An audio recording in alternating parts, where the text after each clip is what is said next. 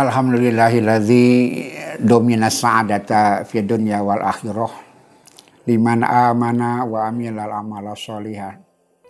Asyhadu an la ilaha illallah wahdahu la syarikalah wa asyhadu anna Muhammadan abduhu wa rasuluhu amma ba'du. Faqala Allah Ta'ala fil Qur'anil Karim, a'udzu billahi minasyaitonir rajim. Ya ayyuhan nasu ubudu rabbakumul ladzi khalaqakum walladzina min qablikum la'allakum tattaqun. Suatu hari Nabi Musa ditanya oleh Allah Subhanahu wa taala. Tentu saja seorang nabi menerima wahyu dan bisa berdialog dengan Allah. Karena itu Allah bersabda kepada Nabi Musa, "Musa, mana ibadahmu untukku?" Begitu pertanyaan Allah kepada Nabi Musa. "Musa, mana ibadahmu untukku?" Musa terkejut. Kenapa? Kenapa ada pertanyaan seperti itu? Padahal Nabi Musa merasakan bahwa apa yang dia lakukan, apa yang dia amalkan, ibadah yang dia dilaksanakan lillahi ta'ala. Kalau dalam bahasa kita, inna sholati wa nusuki wa mahyaya wa mamati lillahi rabbil alamin. Itu sebabnya beliau terkejut ketika Allah bertanya, "Mana ibadahmu untukku?" "Ya Rabbi, bukankah semua ibadah untukmu?" Kata Allah, "Bukan, engkau ibadah untukmu.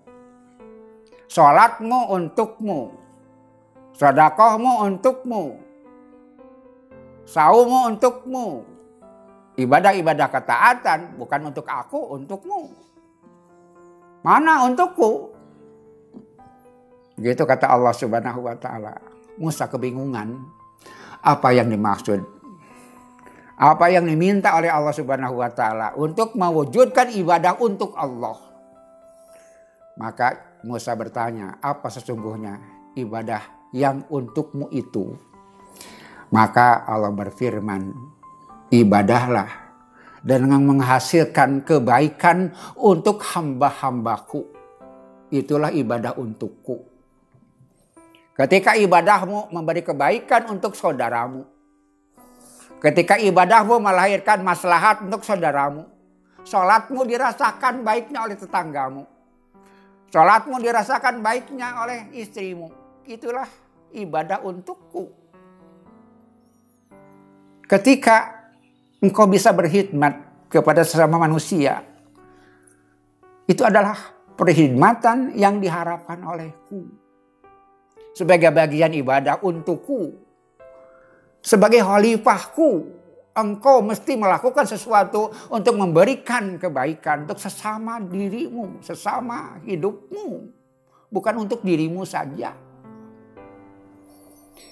Ikhwatul iman sekalian, ternyata ibadah itu ada cangkang, kata bahasa Sunda mah, kemudian ada isinya. Ibadah kepada Allah itu harus ada isinya.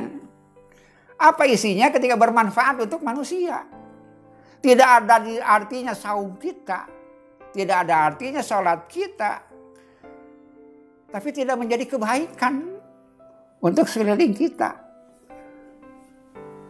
Istri kita tidak merasakan baiknya sholat kita. Anak kita tidak bisa merasakan baiknya sholat kita buat mereka. Tetangga tidak merasakan akibat baik dari sholat kita yang berdampak kepada kebaikan mereka.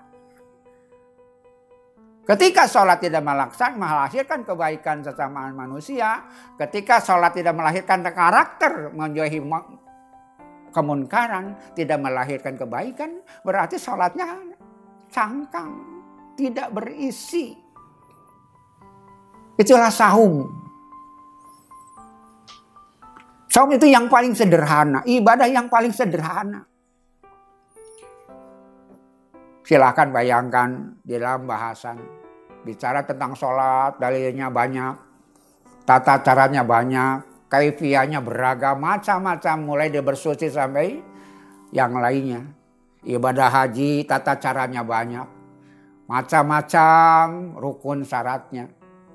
Kemudian ibadah zakat macam-macam. Siapa yang nisab, siapa yang tidak, siapa mustahik, siapa muzaki. Ibadah lain itu banyak aturan, banyak kaifiyah.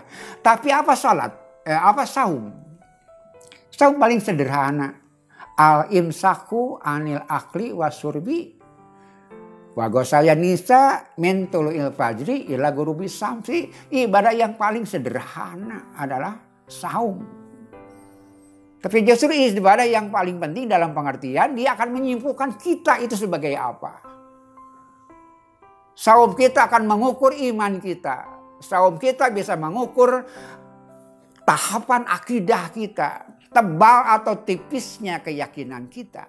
Itu sebabnya Allah Subhanahu wa taala dalam hadis qudsi mengatakan, beliau berfirman, "Kullu amal ibni adama lahu illa siyam, fa innahu li wa an ajibihi."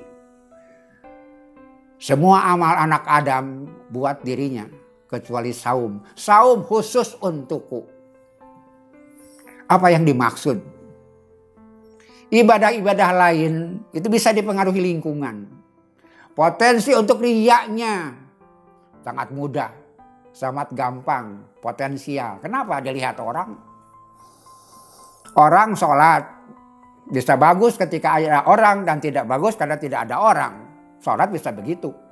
Bahkan orang bisa mengukur orang itu sholatnya baik atau tidak. Orang lain bisa mengukur bagaimana dia sholat. Orang mengeluarkan zakat tidak mungkin ada orang mengaku mengeluarkan zakat padahal tidak mengeluarkan zakat, tidak mungkin.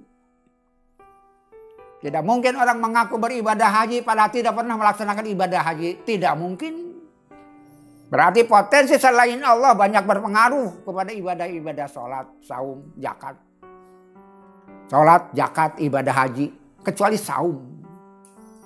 Itu yang dimaksud fa innahu li, saum untukku. Kenapa? Orang tidak bisa mengaku sholat padahal tidak sholat. Orang tidak bisa mengaku zakat padahal tidak zakat.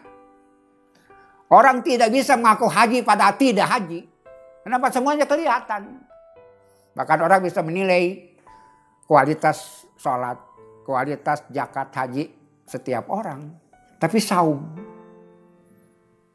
cuma Allah yang tahu saum kita. Seberapa ukuran saum kita. Seberapa ketaatan kita. Seberapa kejujuran kita.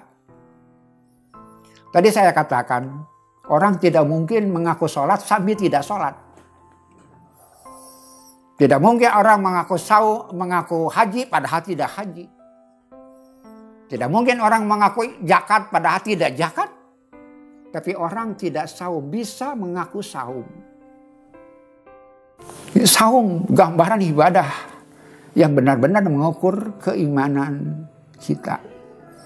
Tadi kita katakan orang bisa menilai sholat seorang baik atau buruk.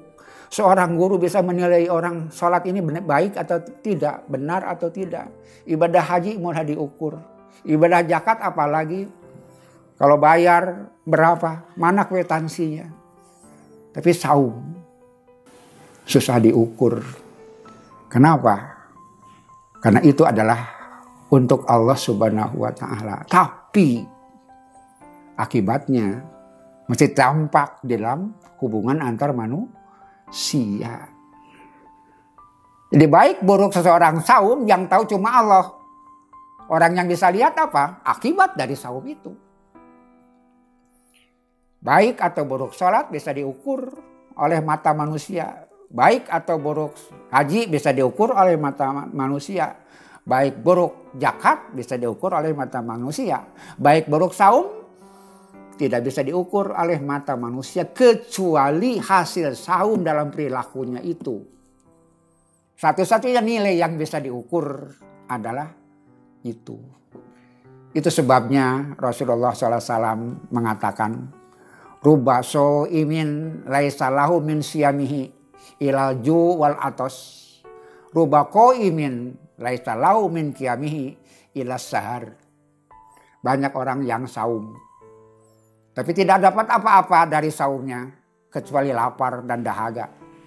Banyak orang bangun malam tapi tidak dapat apa-apa dari bangun malamnya kecuali melek tidak tidurnya. Apa maknanya? Ketika saum tidak menghasilkan kebaikan, ketika saum tidak melahirkan sikap hidup yang baik terhadap sesama kehidupan manusia dan sekelilingnya, maka saum itu tidak ada maknanya. Itu sebabnya di dalam saum ada hal yang membatalkan dan ada hal yang merusak pahala saum. Man lam yada qaula zuri wal amala bihi laisa dilaiha jatun fi an yada'a ta'amahu wa syarabahu.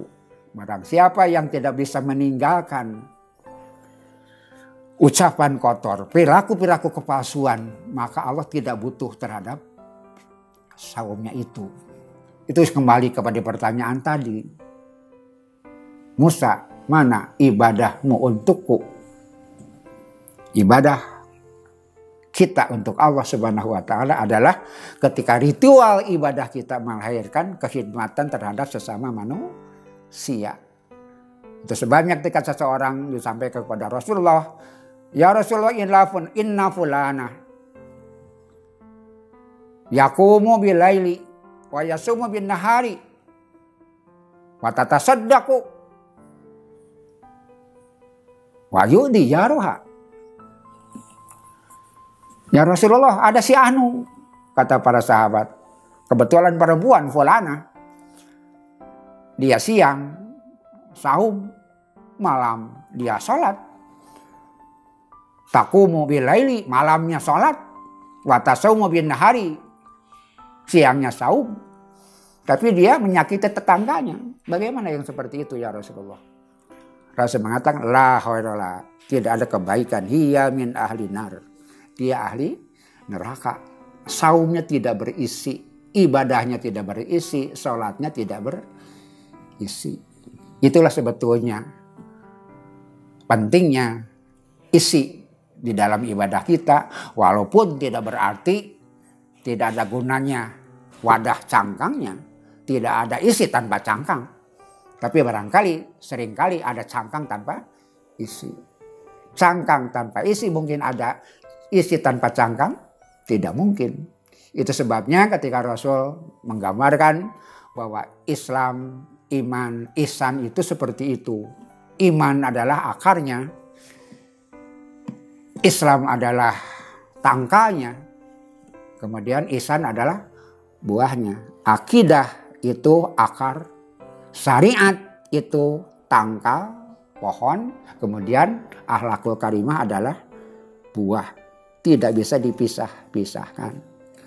Tapi artinya tangkal yang baik dan akar yang baik semestinya melahirkan buah-buah yang baik. Itu hakikat saum kita dan hakikat ibadah kita kepada Allah Subhanahu wa taala.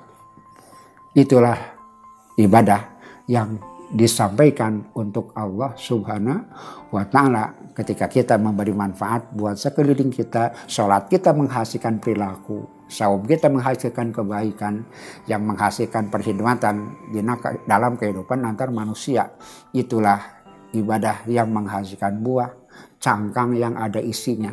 Marilah kita saum yang berisi, tidak saum sekedar cangkang. Gambarannya seperti itu. Ketika seseorang saum, kemudian dia menyakiti orang lain, melakukan hal yang dilarang, ada istilah di dalam hukum fikih apa? Saumnya sah, tapi tidak diterima oleh Allah Subhanahu wa taala. Mudah-mudahan kita bisa mengulang saum kita yang sejak lama kita biasa saum. Mudah-mudahan saum di tahun ini saum yang lebih berisi, saum yang lebih memberikan dampak kepada kebaikan kehidupan antar manusia. Rabbana atina fid dunya hasanah wa fil akhirati hasanah wa qina adzabannar. Aqulu qouli hadza wa astaghfirullaha li wa lakum wa afu minkum. Wassalamu alaikum warahmatullahi wabarakatuh.